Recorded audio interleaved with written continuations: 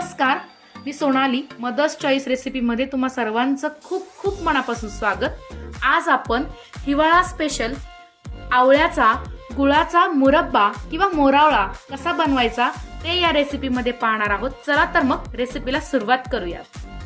चला तर मग आवळ्याचा मुरब्बा बनवण्यासाठी काय काय साहित्य लागते ते आता आपण पाहूया। सर्वप्रथम मी इथे घेतलेले आहे अर्धा किलो फ्रेश आवळे। हे आवळे मी स्वच्छ धुवून सुती कपड्याने पुसून घेतलेले आहेत। अर्धा किलो गूळ घेतलेला आहे आणि 2 चमचे साखर घेतलेली आहे। लक्षात ठेवा, जेवढ्या प्रमाणात आपण आवळे घेऊ तेवढ्याच प्रमाणात आपल्याला गूळ घ्यायचा आहे। इथे अर्धा किलो आवळे आणि अर्धा किलो गूळ असं मी प्रमाण घेतलेलं आहे। चला तर मग रेसिपीला सुरुवात करूया। नमस्कार, मदर चॉईस रेसिपी या माझ्या चॅनलवरील नवनवीन झकास रेसिपी पाहण्यासाठी माझ्या चॅनलला सबस्क्राईब करा आणि त्याचबरोबर बेल आयकॉनला क्लिक करा, म्हणजेच माझे येणारे पुढील व्हिडिओ आपल्यापर्यंत लवकरात लवकर पोहोचतील। आता आपण सर्वप्रथम आवळे वाफवून घेणार आहोत। त्यासाठी गॅसवरती मी एक कढई ठेवून घेतलेली आहे। कढईमध्ये 4 ग्लास एवढं पाणी टाकून घेते मी।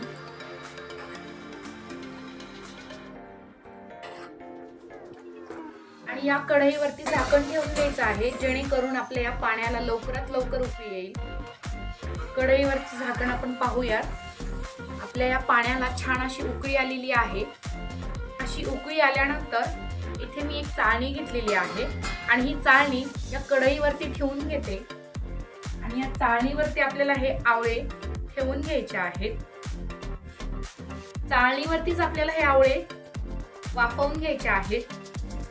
बऱ्याच वेळेस काही स्त्रिया पाण्यामध्ये आवळे उकडून घेतात, तसं न करता याच पद्धतीने तुम्ही आवळे उकडून घ्या, जेणेकरून आवळ्यामधील जे पौष्टिक तत्व आहे ते ॲज इट इज राहतील। जर आपण पातेल्यामध्ये पाणी टाकून हे आवळे उकडून घेतले तर त्यामधील पौष्टिक तत्व हे निघून जातात। तुम्ही पाहू शकता, चाळणीमध्ये सर्व आवळे मी इथे व्यवस्थित ठेवून घेतलेले आहेत आणि या चाळणीवरती झाकण ठेवून हे आवळे आपल्याला 10 मिनिटांसाठी वाफवून घ्यायचे आहेत। 10 मिनिट झालेली आहेत। आपण या कढईवरती झाकण ठेवून घेतलेलं होतं। आता आपण याचं झाकण काढून बघूयात की आपले हे आवळे छान असे वाफलेत की नाहीत। इथे मी फोक स्पून घेतलेला आहे आणि या स्पूनच्या मदतीने बघूयात याला असे टोचे पडतायत की नाही, छिद्र पडतायत की नाही। पाहू शकता तुम्ही किती छान आपले हे आवळे वाफून झालेले आहेत। या स्टेजला मी गॅस बंद करून घेते। तुम्ही पाहू शकता सर्व आवळे या चाळणीमध्ये मी असे वाफवून घेतलेले आहेत आणि वाफवून घेतलेले आवळे आता आपल्याला एका कॉटनच्या कपड्यामध्ये थोडेसे असे पुसून ड्राय करून घ्यायचे आहेत। अशा पद्धतीने बघू शकता तुम्ही हा आवळा एकदम ड्राय झालेला आहे। ड्राय करून घेतलेला आवळा एका प्लेटमध्ये काढून ठेवते। तुम्ही पाहू शकता सर्व आवळे मी इथे कॉटनच्या कपड्याने छान असे ड्राय करून घेतलेत, कोरडे करून घेतलेत। याचं कारण असं की हे कोरडे करून घेतलेले आवळेचा आपण मुरब्बा बनवतो, तो मुरब्बा जास्त दिवस टिकण्यासाठी याची मदत होते। त्यामुळे सर्व आवळे मी इथे कॉटनच्या कपड्याने कोरडे करून घेतलेले आहेत।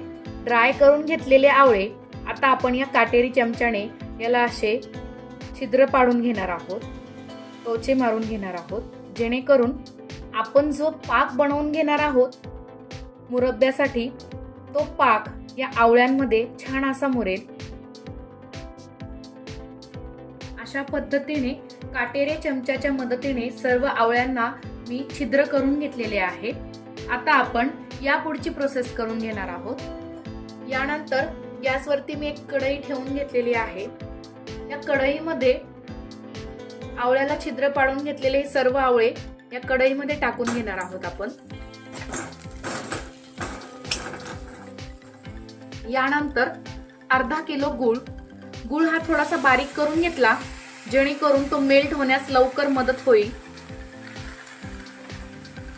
खूप छान लागतो हा गुळाचा आवळ्याचा मुरब्बा। गूळ टाकून झालाय, त्यानंतर 2 चमचे साखर टाकते। तुम्हाला सर्वांना प्रश्नच पडला असेल की गूळ तर टाकला पण 2 चमचे साखर का टाकली। साखर टाकण्याचं कारण असं की साखर टाकल्यामुळे आपल्या या गुळाच्या मुरब्ब्याला छान अशी चकाकी येते, छान अशी शाईन येते। त्यामुळे आपल्याला 2 चमचे साखर टाकायची आहे। यानंतर हा गूळ, साखर आणि हा आवळे छान असे आपल्याला हलवून घ्यायचे आहे। गूळ टाकून झालेला आहे। यावरती आता आपल्याला 2 मिनिटासाठी झाकण ठेवून घ्यायचं आहे। झाकण ठेवून घेतल्यामुळे आपला गूळ लवकरात लवकर वितळेल। तुम्ही पाहू शकता 2 मिनिटं झालेली आहेत। आपलं हे कढईवरती झाकण ठेवून आता हे झाकण आपल्याला काढून पाहायचं आहे की आपला गूळ वितळायला सुरुवात झालेली आहे की नाही। बघू शकता तुम्ही किती छान हा आपला गूळ वितळायला सुरुवात झालेली आहे। तुम्ही पाहू शकता आपला हा गूळ छान असा वितळला गेलेला आहे। गुळाचा असा पाक तयार झालेला आहे। बघू शकता तुम्ही। या स्टेजला आता आपल्याला 1 चमचा विलायची पावडर टाकून घ्यायची आहे। विलायची पावडर टाकून झाली, छान असं मिक्स करून घ्यायचं आहे। एकंदरीत गूळ वितळल्यानंतर 5 ते 10 मिनिट आपल्याला याला गॅसवरच ठेवून घ्यायचं। आवळ्याच्या मुरब्ब्याचा पाक तयार झाला की नाही हे कसं चेक करायचं ते मी तुम्हाला सांगते। इथे मी एक काचेचं बाउल घेतलेलं आहे। या काचेच्या बाउलमध्ये थोडासा पाक टाकून घेते मी आणि पाक आपल्याला 2 मिनिटासाठी थोडासा थंड करून घ्यायचा आहे। बघू शकता पाक आपला थोडासा थंड झालेला आहे आणि याची तार निघते। बघू शकता तार निघली की समजायचं आपला हा पाक रेडी झालेला आहे। या स्टेजला आपल्याला गॅस बंद करून घ्यायचा आहे आणि गॅस बंद करून हे सर्व मिश्रण एका स्टीलच्या पातेल्यामध्ये किंवा काचेच्या बाउलमध्ये टाकून घ्यायचं आहे। तुम्ही पाहू शकता इथे मी एक स्टीलचं बाउल घेतलेलं आहे आणि या स्टीलच्या बाउलमध्ये हे सर्व मुरब्ब्याचं मिश्रण इथे ट्रान्सफर करून घेते मी। याचं कारण असं की ॲल्युमिनियमच्या कढईमध्ये मी हे मुरब्ब्याचं मिश्रण सर्व शिजवून घेतलेलं होतं। ॲल्युमिनियमच्या कढईमध्ये जर आपण हे मिश्रण रात्रभर जर असंच ठेवलं तर ते काळवटण्याची शक्यता असते। त्यामुळे हे मिश्रण मी एका स्टीलच्या बाउलमध्ये ट्रान्सफर करून घेतले। तुम्ही पाहू शकता स्टीलच्या बाउलवरती झाकण ठेवून हे मिश्रण आपण एक रात्रभरासाठी पूर्णपणे झाकून ठेवणार आहोत। पाहू शकता हा आवळ्याचा मुरब्बा मी रात्रभरासाठी असाच मुरवत ठेवलेला होता। बघू शकता किती मऊ आणि लुसलुशीत आपला हा आवळा तयार झालेला आहे। अगदी लुसलुशीत दिसतो आहे। खूप छान हा पाक यामध्ये मुरल्या गेलेला आहे। बघू शकता तुम्ही किती छान रसरशीत आपला हा आवळा दिसत आहे।